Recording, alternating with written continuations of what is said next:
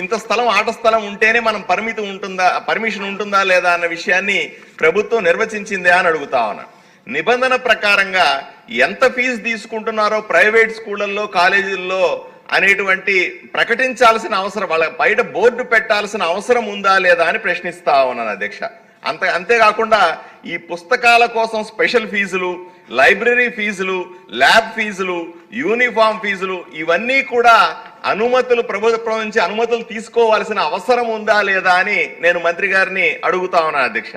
అగ్నిమాపక అనుమతులు 50% స్కూళ్లకు లేవు అని నా కర్నూలు జిల్లాలో ఉన్నటువంటి నా అనుభవం చెప్తా ఉంది అధ్యక్ష.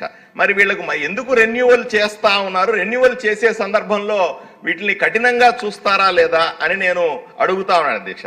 అన్నింటికంటే ముఖ్యమైనది అర్హత కలిగిన ఉపాధ్యాయులు ఉండట్లేదు ప్రైవేట్ స్కూళ్లలో. ప్రైవేట్ స్కూళ్లకు రెన్యువల్ చేసే సందర్భంలో ఉపాధ్యాయులకు సంబంధించినటువంటి అర్హతలు ఉన్నాయా, వాళ్ళకు జీతాలు సరైన సమయంలో ఇస్తున్నారా అనే విషయాన్ని చూస్తారా లేదా అని మిమ్మల్ని ప్రశ్నిస్తా ఉన్నాను అధ్యక్ష. ఇన్ని అవకతవకలు ఉండి కూడా పర్మిషన్లు వచ్చినప్పుడు నేను ఒక్క విషయాన్ని మాత్రం చెప్తాను అధ్యక్ష, ఒకే ఒక విషయాన్ని. మన ప్రభుత్వ స్కూళ్ల మీద మంత్రి నారా లోకేష్ గారు విద్యారంగంలో సంస్కరణలు చేస్తామన్న ఆలోచన ప్రశంసిస్తా ఉన్నాను. ఆయన ఒక మాట అన్నారు అధ్యక్ష, మన విద్యా వ్యవస్థని గవర్నమెంట్ స్కూల్ని సమూలంగా మార్చబోతా ఉన్నాం. ఒకరోజు వీటిలో సీట్లు కావాలని ఎమ్మెల్యేల దగ్గరికి రికమెండేషన్లకు వస్తామన్నది నా మనసుకు బాగా హద్దుకుంది అధ్యక్ష. తల్లికి వందనం ఇస్తున్న ఈ సందర్భంలో ఈ ప్రైవేట్ స్కూళ్ళ వ్యవహారాల మీద, వాళ్ళు పాటించాల్సిన నియమ నిబంధనల మీద కఠినమైన చర్యలు తీసుకుంటే తప్ప పేదవాడు మోసపోయే పరిస్థితి ఉండకూడదని మీ ద్వారా కోరుకుంటున్నాను అధ్యక్ష. అధ్యక్ష, గౌరవ సభ్యులు చాలా ప్రశ్నలు ఇస్తారు అధ్యక్ష. మొదటి ప్రశ్న అధ్యక్ష, ఫైర్ ఎన్ఓసి అనేది యాజ్ పర్ ఫైర్ నామ్స్ ఇస్తాం జరుగుతుంది, అది మొదటిది. రెండోది building permission as per local municipal కానివ్వండి లేదా పంచాయతీ నామ్స్ ప్రకారం వాల్ పర్మిషన్ ఇస్తాం జరుగుతుంది అధ్యక్ష. ప్లే గ్రౌండ్కి వచ్చే గల మనం జియో నంబర్ 88 7/7/2008లో జియో ఉంది అధ్యక్ష. జియో ప్రకారం మనం గవర్న్ అవుతున్నాం. దాంట్లో మొదటి చూస్తే అడ్మిషన్స్ బట్టి ఎంత స్థలం ఉండాలి ప్లే గ్రౌండ్ అనేది ఉంది.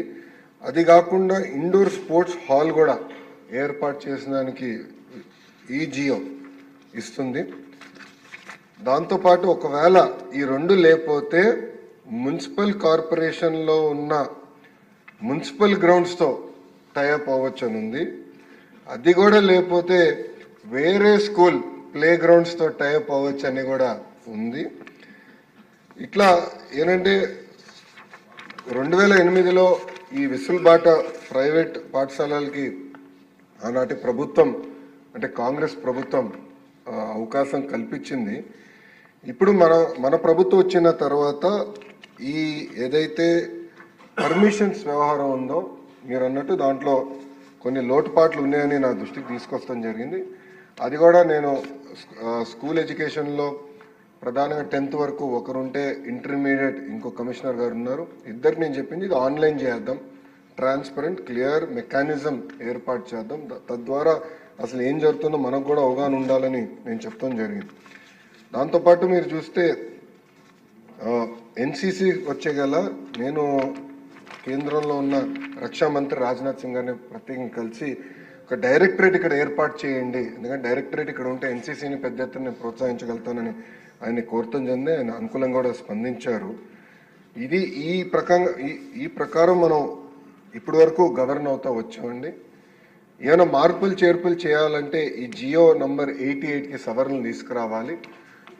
ఇప్పుడు అవునన్నా కాదన్నా ఈరోజు స్కూల్ ఎడ్యుకేషన్కి వచ్చే గల 50% మంది పిల్లలు ప్రైవేట్ పాఠశాలల్లో చదువుతున్నారు. ఆ ఇంటర్కి వచ్చే గల అది కొంచెం స్క్యూ అవుతాం జరుగుతుంది.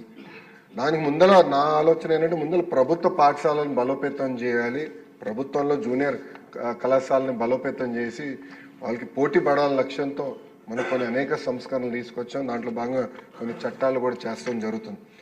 ఇది ప్యారల్గా ఒక భాగం అయితే ప్రైవేట్ యజమాన్యంతో కూడా కమిషనర్ గారు టైం టు టైం మీటింగ్లు పెట్టుకుంటున్నారు. ఐ థింక్ ఫస్ట్ మీటింగ్ వచ్చే వారం పెట్టుకుంటున్నారు.